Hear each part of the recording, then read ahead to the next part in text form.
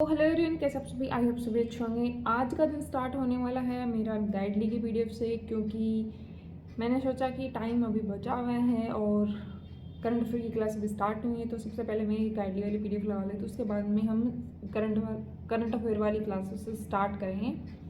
तो स्टार्ट करते हैं। जब दिन की शुरुआत पॉजिटिविटी से होती है ना, तब बहुत अच्छा फील होता है। और आज के दिन की शुरुआत मैंने की है जो करंट गाइडली की जो पीडीएफ्स हैं उनसे ही। तो पहले मैंने चेक किया कि भाई आज कौन कौन से टॉपिक्स हैं, कौन कौन से मेरे को कवर करने हैं, क्या मेरे टॉपिक्स रहने वाले हैं, उनको देखा। और भाई आज का दिन मेरे को देख के लगा कि इतना सारा डिफिकल्टी लेवल आज पूरे एक दिन में ही दे दिया गया, क्योंकि पहले वाले दिन थे ना वो थोड़े इजी चीज थे। बट अब जो डेज दिए हैं ना वो इतने डिफिकल्ट हैं, मेरे को समझ में नहीं आ रहा कि मैं क्या करूँ क्या नहीं करूँ। बट फिर मैंने सोचा कि ठीक है, चलो इसको छोड़ो। और क्या क्या सेक्शन इसमें दिया है उसको एनालिसिस किया, और फिर उसके हिसाब से मैंने स्ट्रेटेजी बनाई अपनी। क्योंकि उसमें ये है कि जैसे पहले क्वांट वाला सेक्शन है तो उसमें पहले डीआई और अर्थमेटिक देंगे, उसका एक टाइम लिमिट होगा और उसके बाद में वो टाइम आउट होते वो सबमिट हो जाएगा। और नेक्स्ट सेक्शन स्टार्ट हो जाएगा जो कि स्पीड मैथ है। स्पीड मैथ वाले में आपको पता ही है कौन कौन से टॉपिक्स आते हैं, वो स्टार्ट कर देंगे। रीजनिंग में भी वही सेक्शन है, पहले पजल देंगे। पजल आप कितनी कर पाते हो, जैसे 25 मिनट का अप्रोक्स होता है तो उसमें 13 मिनट पजल वाले सेक्शन को और 12 मिनट देते हैं उसके अंदर स्पीड मैथ वाले जो सेक्शन है, मतलब स्पीड बूस्टर वाला जो सेक्शन होता है, जैसे सिलॉक्स हो गया, इनइक्वेटिव हो गया, वन लाइनर जो जो भी क्वेश्चंस होते हैं उनके लिए देते हैं। तो हमें वो करना है। तो पर उसमें ये नहीं होता कि भाई थोड़े से क्वेश्चन दे दिए, दो दो तीन क्वेश्चन दे दिए, अच्छे खासे क्वेश्चन देते हैं, तो सारे आपको अटेम्प्ट करने होते हैं उसके अंदर। इंग्लिश वाले सेक्शन में भाई आरसी और पैरा जब मेरे को तो स्पीड बूस्टर में लगते हैं, उनके लिए तो 12 मिनट देते हैं, बाकी सारे जो क्वेश्चन उनके लिए 13 मिनट देते हैं। अब मेरे को समझ नहीं आ रहा कि भाई मैं कैसे करूँ, कैसे मैनेज करूँ, लेकिन फिर भी मैं सोचा कि ठीक है, प्रैक्टिस वाला सेशन है, स्पीड जितनी इंप्रूव होगी उतना बेस्ट है हमारे लिए। तो मैंने लगाना स्टार्ट किया। तो क्वांट वाला सेक्शन मेरा ठीक गया था, उसके अंदर मेरे ठीक मार्क्स आए थे। बट रीजनिंग वाले में एक पजल में ऐसा स्टक हुई। वही बात होती नहीं है कि कभी कभी हम पेपर में ईगो पे अपनी बात ले लेते हैं और उससे पूरा पेपर खराब हो जाता है। वही बात हुई, मैंने ईगो पे बात ले ली। जब सबमिट हुआ, दूसरा सेक्शन स्टार्ट हुआ, तब मुझे याद आया ओहो इसमें तो सेक्शन वाला टाइम है। फिर मैंने सोचा कोई नहीं, ये मेरा सेक्शन खराब हो गया, कोई नहीं, ठीक है, अब मैं जो स्पीड मैथ वाला जो स्पीड बूस्टर वाला है उसको कंप्लीट करती हूँ, उसमें कोई मैं ये कमी नहीं छोड़ूंगी।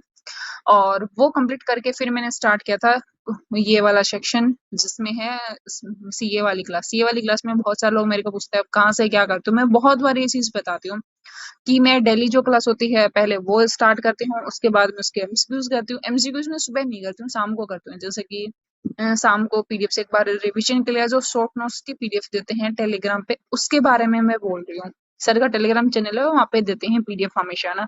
उससे रिवीजन करके फटाफट और फिर उसके बाद में एमसीक्यूज लगाती हूँ। एमसीक्यूज होते हैं पीडीएफ में भी होते हैं जो कि टेलीग्राम पे मिल जाएंगे। और अगर पीडीएफ से नहीं लगाना चाहते, जैसे कि भाई मुझे नहीं लगाना, मुझे तो टाइमर के साथ लगाना है, तो उसके लिए सर का एक ऐप है, रॉकस्टार जीए बाई रॉकस्टार है या फिर रॉकस्टार जीए है, सब कुछ है।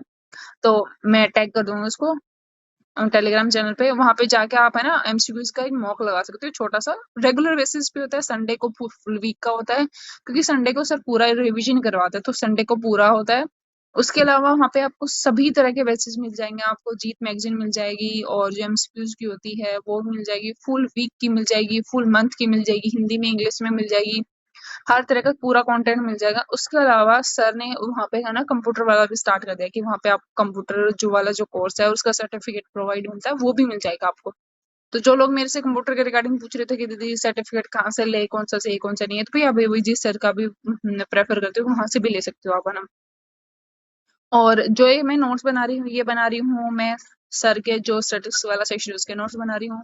बैंकिंग अवेयरनेस के नोट्स मैंने पहले से बना रखे हैं, सिर्फ उन्हीं का रिवीजन करना है। और जो कंप्यूटर के नोट्स के लिए बता रहे थे कि भाई सचिन अरोड़ा सर बहुत एडवांस करवाते हैं या फिर बहुत डीपली करवाते हैं, तो भाई देखो ना, पेपर का लेवल बहुत कभी इजी आ जाता है, कभी बहुत डिफिकल्ट आ जाता है, तो दोनों चीजों को बैलेंस करना पड़ता है।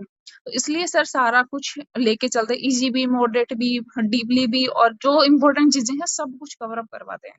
उसके बाद में मैंने निमिषा मैम का आईबीपीएस पीओ का मॉक अटेम्प्ट करना स्टार्ट किया। तो एक चीज मैंने मतलब नोटिस की, बहुत सारे लोग मेरे को कमेंट करके बोलते हैं कि दीदी हम है ना मैम के साथ जब क्लास में मॉक लगाते हैं तो उसमें हमारे 25 से 27 से 29 इतने तक भी मार्क्स चले जाते हैं, लेकिन जब हम रियल एक्चुअल में मॉक लगाते हैं उसमें हमारे 12-13 अप्रोक्स 15 तक ही मार्क्स रह जाते हैं। उसका क्या रीजन हो सकता है? तो भाई एक चीज मैं बताती हूँ, जब हम क्लास कर रहे होते हैं उस टाइम पे कमेंट होते हैं, हमें थोड़े बहुत भी हिंट मिल जाते हैं ना, हम उसी बेसिस पे चीजों को आइडेंटिफाई करके और क्वेश्चंस को लगा लेते हैं, फिर सोचते हैं कि हमारे क्वेश्चन बन रहे हैं। लेकिन मॉक में एक तो टाइम का प्रेशर होता है, दूसरा हमें क्वेश्चन को जल्दी रीड करना होता है, स्क्रीन छोटी होती है, यहाँ पे हम मॉक लगाते हैं वो बहुत बड़ी होती है, और हमें टाइम भी ज्यादा मिलता है यहाँ पे। तो इसलिए बहुत तसल्ली से बहुत अच्छे से हम कर पाते हैं, टाइम का कोई बाउंडेशन नहीं होता है, लिमिटेशन नहीं होती है, तो अच्छे से कर लेते हैं। लेकिन मॉक में टाइम भी चल रहा होता है, प्लस में एग्जाम का प्रेशर भी होता है, और मॉक में भी वही चीज है, टाइमर चल रहा है, आपको ये रहता है टाइम जल्दी जल्दी करना है, ये रह गया वो रह गया, ये करना है वो करना है। तो काफी सारी चीजें हम गलत कर देते हैं, कुछ हम स्किप कर देते हैं, तो वो भी रीजन होता है एक।